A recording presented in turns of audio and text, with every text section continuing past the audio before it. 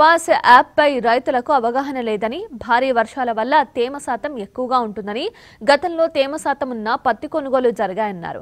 ఈ నెల 21న బోరజ్లో అఖిలపక్ష ధర్నాకు మద్దతిస్తున్నామన్నారు కేటీఆర్. వ్యవసాయ రంగంపై కేంద్ర, రాష్ట్ర ప్రభుత్వాల తీరు సరిగ్గా లేదు అన్నారు.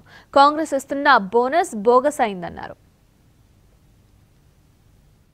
ఇక్కడ కలుస్తున్నాం అనగానే ప్రభుత్వంలో కొంత కదలిక వచ్చింది, కొంత సిగ్గు వచ్చింది, బుద్ధి వచ్చింది అని చెప్తా ఉన్నారు. చాలా చాలా సంతోషం.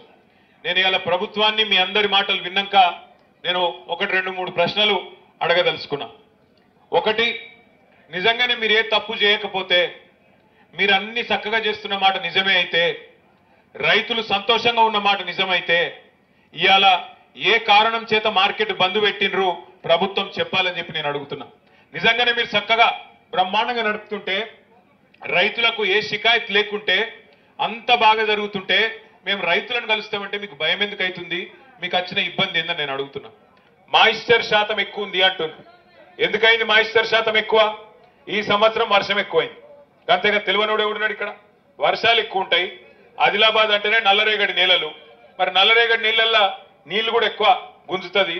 దాంతో పాటు సహజంగానే ఇవాళ చలి ఎక్కువ ఉన్నది. మరి చలి ఎక్కువ ఉన్నప్పుడు చలికాలంలో మాయిశ్చర్ ఎక్కువ ఉండదా? గంతమందం కామన్ సెన్స్ కూడా లేదా?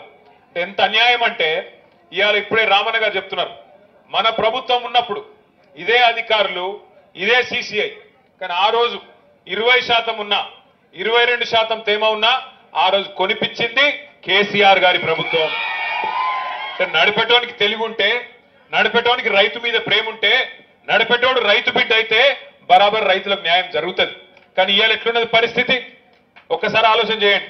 ఒక దిక్కేమో మాయిశ్చర్ అని కటింగ్ పెట్టుడు, అట్లా రైతుల పుట్టగొట్టుడు.